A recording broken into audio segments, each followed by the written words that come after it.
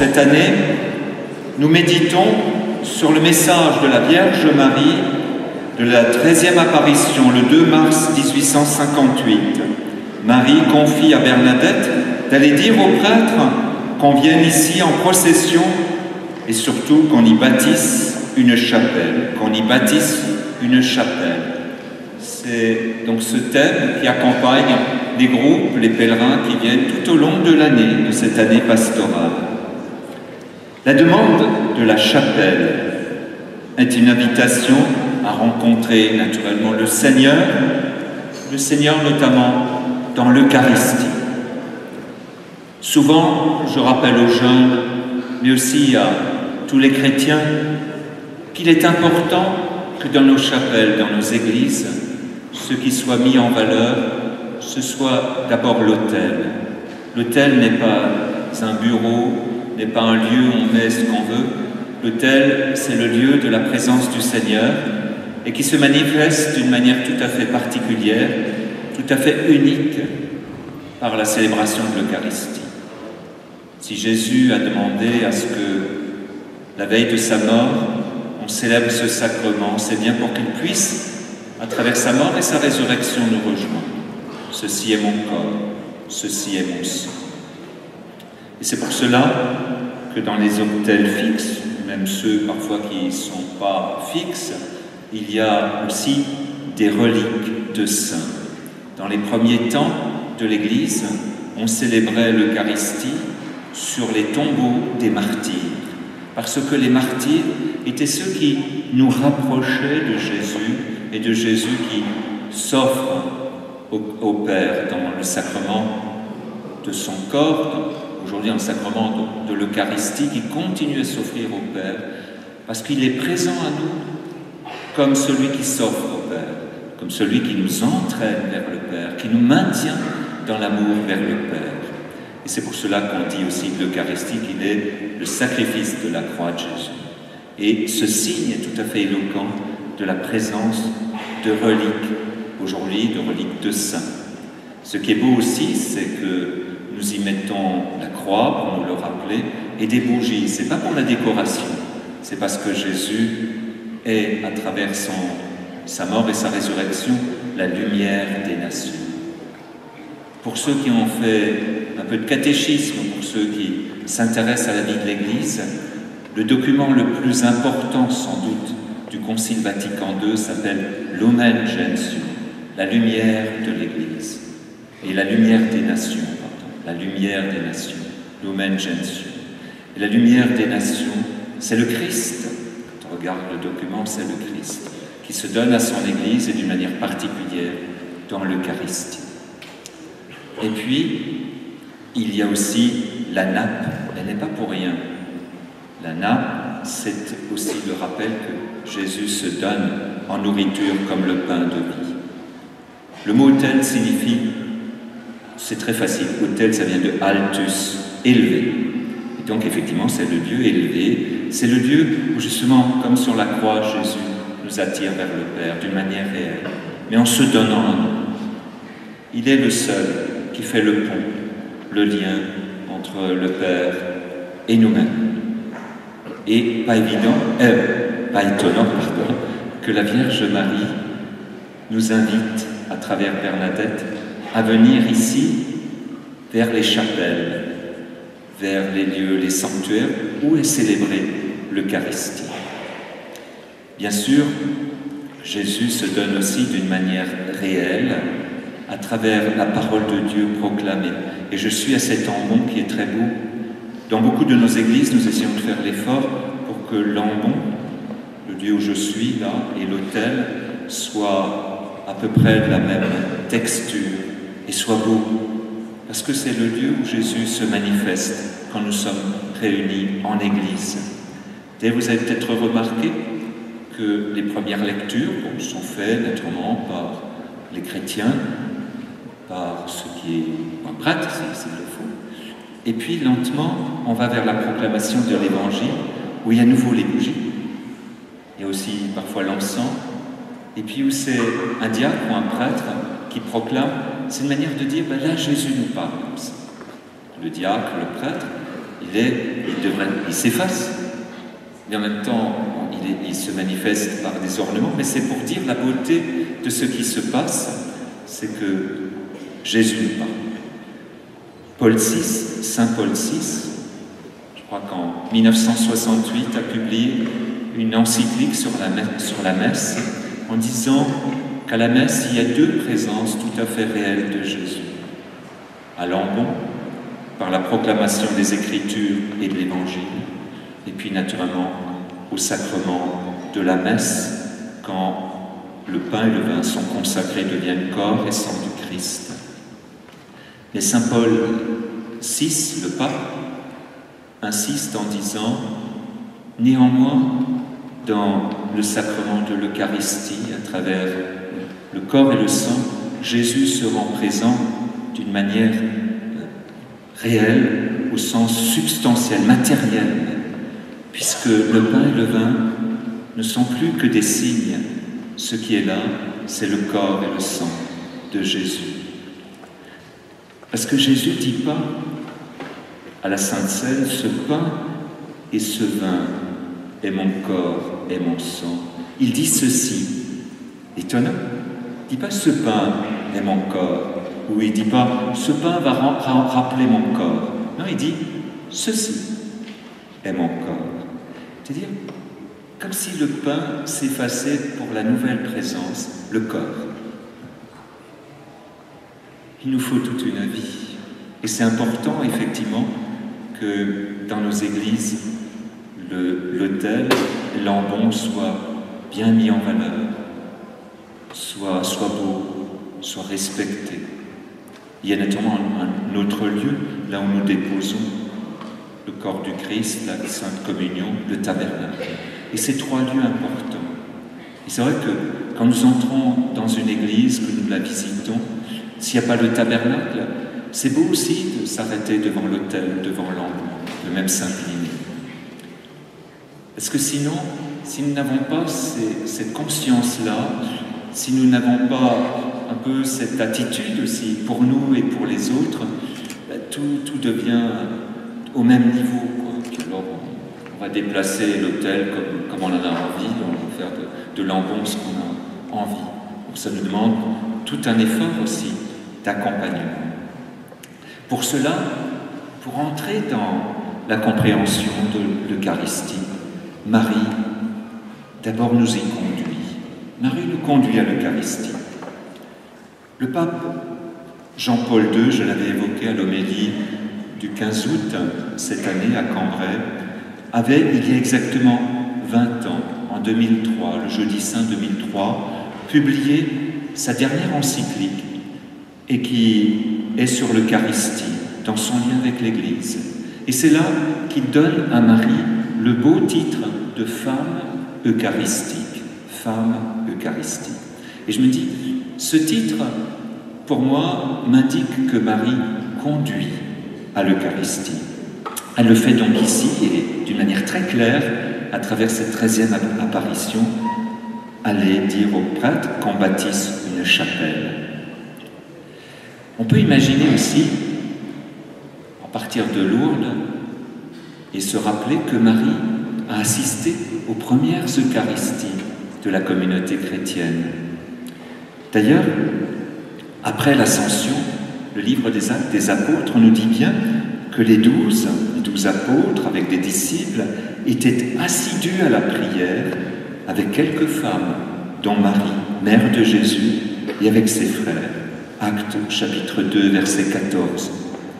Et donc, on peut très bien imaginer aussi qu'entre l'Ascension et la Pentecôte, et encore mieux après la Pentecôte, après le don de l'Esprit Saint, que Marie était présente aux célébrations de l'Eucharistie.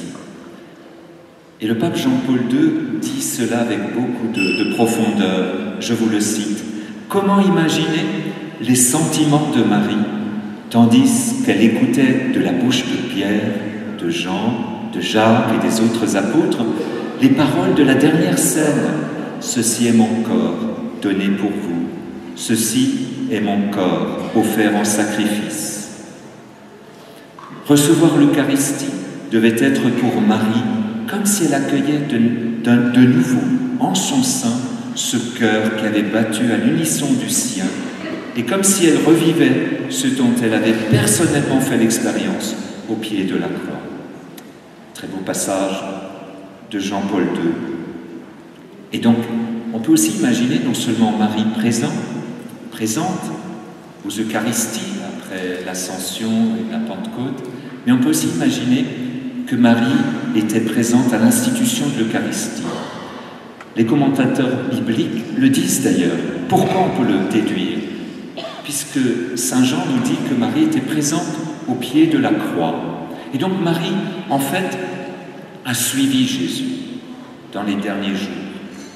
Et il est vrai que le rituel juif de la Pâque demande à ce que la mère de famille, et donc en l'occurrence ici Marie, à la Sainte Seine, allume les lumières pour le repas pascal. C'est encore le cas aujourd'hui. Je viens d'une région où la communauté juive est importante, à Strasbourg, et effectivement, c'est toujours la mère de famille qui allume les lumières pour le repas pascal. Mais il y a aussi quelque chose de très beau qu'on peut voir en ouvrant les évangiles, de ce lien de Marie avec l'Eucharistie. C'est que dans le récit déjà de la Nativité, de Noël, qu'on voit en Saint Luc, vous le savez, on vous l'a déjà sans doute indiqué, on nous dit bien que Jésus est né de Marie, où ça? À Bethléem. Et Bethléem, ça signifie maison du pain. Et donc c'est déjà quelque chose de lien avec l'Eucharistie, dès le début.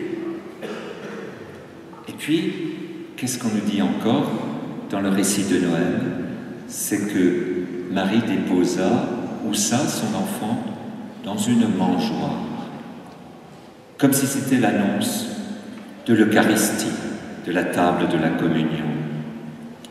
Et donc, pas étonnant qu'en l'an 1254, si mon souvenir est exact, Pâques 1254, à Douai, un prêtre célèbre la messe de Pâques et que l'hostie tombe par terre, se met miraculeusement sur l'autel, et des personnes voient Jésus enfant.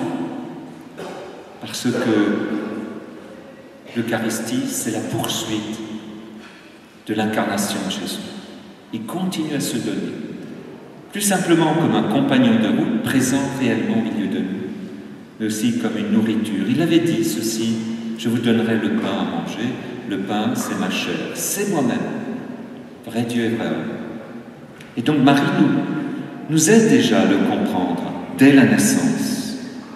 Et vous savez que le premier miracle, alors en Saint Jean, là aussi c'est surprenant, c'est à Cana, aux noces de Cana, qui renvoie aussi à l'Eucharistie, avec le vin, l'eau changée en vin, tellement qu'un commentateur des premiers temps dit: est-ce qu'ils ont tout bu? Je crois que c'est plus de 500 litres. Et il ajoute tout de suite: non, parce que nous en buvons encore dans l'Eucharistie. Un premier geste de Jésus, premier miracle de Jésus, nous renvoie aussi à l'Eucharistie. Et Marie, c'est elle qui a produit ou qui a été à l'origine de ce miracle. Faites tout ce qu'il vous dira. Donc il y a ce lien très fort entre Marie et l'Eucharistie. Elle nous conduit réellement vers l'Eucharistie. Et vous savez bien que Marie était au pied de la croix. À Golgotha, comme à Cana, Jésus dit à sa mère: « Femme », prend le titre de femme pour s'adresser à sa maman. « Femme, voici ton fils ». Et il dit à Saint Jean: « Voici ta mère ». Et puis, tout de suite après, il dit une des dernières paroles: « J'ai soif ». Et on peut faire le lien entre l'échange, l'accueil mutuel de Marie et de Jean, et puis ce désir de Jésus. C'est pas simplement une soif physique, mais il avait sans doute aussi ce désir de boire. Mais c'était aussi ce désir de voir que se réalise le lien d'unité entre Jean et Marie, le lien de communion. Et Marie nous fait entrer dans le mystère de communion, en communion à Jésus, par l'écoute de la parole de Dieu, en recevant aussi le corps de Jésus, nous entrons dans la communion d'amour qui s'est exprimée sur la croix, qui nous ouvre à la vie de Dieu, qui nous attire vers le cœur du Père, mais en même temps qui nous fait encore plus et davantage frères et sœurs. Si nous croyons que Dieu est Père, logiquement, il nous faut reconnaître les uns et les autres comme frères et sœurs, de la même famille. Et pour que cela réalise, de nous-mêmes, on n'y réussit pas. On sait bien très vite, même dans notre propre famille, que de division, que de tension, pour un rien parfois. Toujours un peu étonnant, mais personne n'est épargné.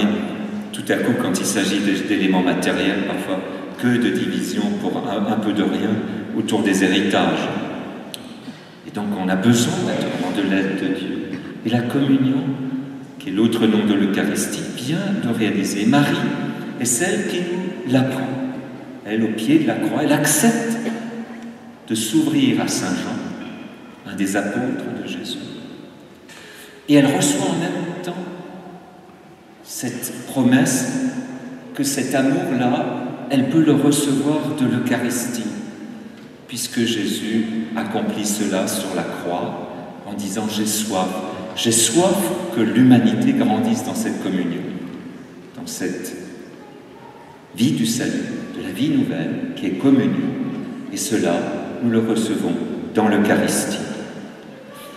Si vous me permettez encore 5 minutes, parce que je sais que j'ai encore, je crois, une intervention à faire à la Cité Saint-Pierre lundi, mais vous, les personnes malades, vous ne serez pas. Puis donc j'essaye un peu de résumer cela, mais je rentrerai dans quelques petits détails dans ma deuxième intervention.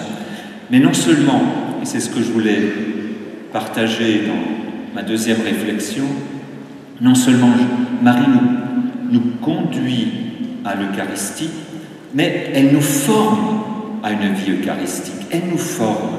Elle nous aide à nous modeler pour que nous soyons nous-mêmes des hommes et des femmes eucharistiques. Vous savez que le mot eucharistique signifie action de grâce.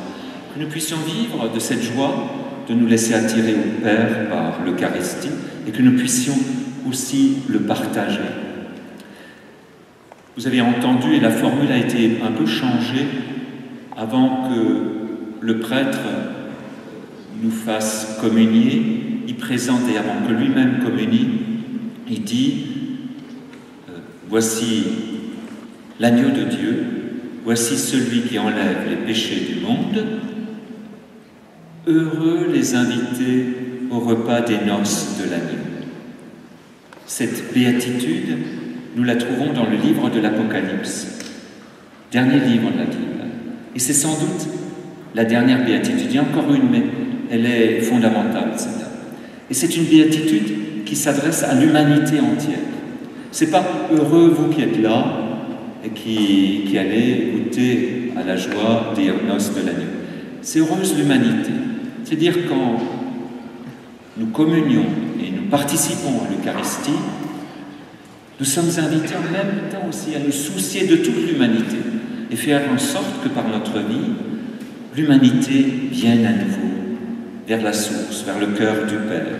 Si ce n'est pas tout de suite vers l'Eucharistie, mais au moins vers la parole de Dieu, et se laisse lentement attirer dans l'amour du Père. Donc nous avons en même temps, quand nous communions, Jésus nous dit « Heureux les invités au repas des noces de l'agneau ». Il nous dit « Que feras-tu pour que, à travers toi, l'humanité soit attirée dans le cœur du Père ?» Et Marie nous forme à cette vie eucharistique à chaque étape de l'Eucharistie. À chaque étape, elle est présente. Vous savez, il y a à peu près 4 étapes dans la célébration de l'Eucharistie. Il y a le temps de la rencontre et du rassemblement qui commence par le chant d'entrée, par la procession, qui va jusqu'à l'écoute de la parole de Dieu, se clôture par la prière d'ouverture du prêtre. Ça, c'est le temps du rassemblement. Mais là, Marie nous aide justement à comprendre que nous devons nous disposer en peuple de Dieu et que nous devons faire en sorte que quelque chose de la communion soit déjà possible. Et c'est pour cela que nous demandons pardon, pour nous ouvrir à cette proposition, cette main tendue de Jésus à travers la parole et à travers ensuite la communion à la table de l'Eucharistie. Et puis après, il y a le temps de la parole de Dieu. Et là, Marie nous dit à chaque fois, faites tout ce qu'il vous dira. Elle nous invite à écouter la parole de Dieu comme elle l'a écoutée à l'Annonciation, comme une parole qui est pour nous et comme une parole qui va permettre à Jésus d'habiter en nous. Et puis ensuite, il y a le temps de l'Eucharistie en tant que telle, avec au cœur la consécration, les paroles de ceci est mon corps, ceci est mon sang, où Marie est là, à nos côtés, comme le jour de la mort de Jésus, pour nous dire, je suis là, venez vous laisser attirer vers le Père. Et puis naturellement ensuite, le temps de la communion et de l'envoi. Et à chaque fois, Marie est présente d'une manière particulière. D'ailleurs, si on réfléchit un peu, et je termine par là, c'est que le temps du rassemblement nous dit qui nous sommes, des pierres vivantes. Si nous voulons être des chrétiens, fils et filles du Père que Jésus nous a révélés, nous devons aussi en même temps être pierres vivantes. Et chacun doit avoir sa place. Et donc le temps du rassemblement nous rappelle cela. Chacun a sa place. Chacun devrait se sentir à l'aise dans la célébration de l'Eucharistie, à sa place. Et puis, il y a le temps de l'écoute de la parole de Dieu qui nous renvoie à notre mission d'annonce de la parole de Dieu. Nous devons en vivre, naturellement. Si nous venons l'écouter, c'est pour en vivre. Si elle a la parole de vie, c'est pour que nous la partagions à l'école ici de Sainte Bernadette. Et puis, il y a ce temps de l'Eucharistie qui nous rappelle aussi à notre mission de la prière, de l'intercession pour l'humanité, et où Dieu lui-même vient nous aider par son Esprit Saint. L'Esprit Saint crie en nous, Abba, Père, pour lui présenter toute l'humanité, parce qu'il nous en juge dignes, parce qu'il veut que nous soyons ses fils, qui lui disent tout, et qui lui disent toujours comme un enfant à ses parents, il y a telle ou telle chose, je t'aime, mais fais aussi ci, fais ci, cela. Et puis il y a la partie de l'envoi qui est le service ensuite. Le mot d'ailleurs pour l'Eucharistie que nous utilisons beaucoup, c'est aussi la messe qui signifie mission. Voilà, que Marie nous aide. Et je termine par une parole encore de Saint Jean-Paul II, de cette encyclique sur l'Eucharistie d'il y a 20 ans. Par sa vie tout entière, Marie est une femme eucharistique. L'Église, regardant Marie comme son modèle, est appelée à l'imiter, aussi dans son rapport avec ce mystère très saint. Donc, demandons à Marie d'être présente aussi, chaque fois que nous allons à l'Eucharistie, pour grandir dans la foi eucharistique. D'ailleurs, les chrétiens l'ont bien compris. Dès le IVe siècle, Marie est mentionnée tout de suite après la consécration du pain et du vin dans nos prières eucharistiques. Donc c'est déjà une manière de répondre à l'invitation de Jésus et de mettre en œuvre cet enseignement de Jean-Paul II. Alors, si vous voulez avoir déjà une petite introduction à l'Eucharistie, à des aspects très concrets sur tel ou tel geste, sur telle ou telle prière de l'Eucharistie, il y a déjà 3-4 ans, je crois, je regarde ça si je trouve tout de suite, je ne sais même plus là quand c'était, non je n'ai pas la date maintenant sous les yeux, mais il y a déjà au moins 3 ans, mais c'est sorti assez récemment, nous avions publié dans notre diocèse un petit livret au plaisir de la messe. C'est trouvé carême, une année, j'avais donné quelques petites indications, quelques petites introductions à la messe.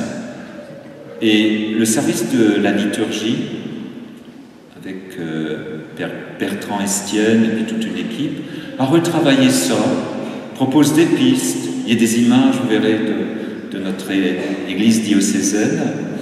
Ça permet déjà à certains groupes de se retrouver. Je sais qu'il y a un petit groupe de jeunes professionnels qui à Cambrai se retrouvent autour de ce livret. Donc si ça intéresse certains, je crois que nous avons amené une cinquantaine. Alors c'est pas tout à fait gratuit, mais c'est 2 €. Je crois que ça ira. Ceux qui le désirent, n'hésitez pas, c'est Marianne de Levalet, Bernard des Carpenteries qui sont là à l'entrée, qui peuvent vous en remettre. Sinon, vous les trouverez naturellement dans le diocèse. Nous pouvons terminer comme nous le faisons souvent ici à Lourdes par l'Angelus, qui nous rappelle justement le mystère de l'Eucharistie. À un moment donné, nous disons « Et le Verbe s'est fait chair ». Et dans chaque Eucharistie, nous pouvons dire au présent, le Verbe se fait chair pour nous. Nous le faisons devant la belle icône de Notre-Dame de Grâce. On a toujours un peu l'impression d'être ici dans la cathédrale. L'ange du Seigneur porta l'annonce à Marie, et elle conçut du Saint-Esprit. Je vous salue Marie, pleine de grâce, le Seigneur est avec vous. Vous êtes bénie entre toutes les femmes, et Jésus, le fruit de vos entrailles, est béni. Sainte Marie, Mère de Dieu, priez pour nous pauvres pécheurs, maintenant et à l'heure de notre mort. Amen. Voici la servante du Seigneur, qu'il me soit fait selon ta parole. Je vous salue Marie, pleine de grâce, le Seigneur est avec vous. Vous êtes bénie entre toutes les femmes, et Jésus, le fruit de vos entrailles, est béni. Sainte Marie, Mère de Dieu, priez pour nous pauvres pécheurs, maintenant et à l'heure de notre mort. Amen. Et le Verbe s'est fait chair, et l'a habité. Je vous salue, Marie, comblée de grâce, le Seigneur est avec vous. Vous êtes bénie entre toutes les femmes, et Jésus, l'enfant, est béni. Sainte Marie, Mère de Dieu, priez pour nous, pauvres pécheurs,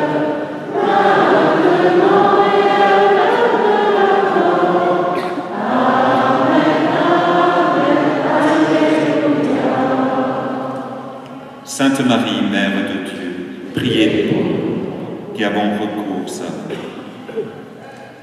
Je ne sais plus. Prions. J'oublie maintenant, est-ce que quelqu'un peut m'aider?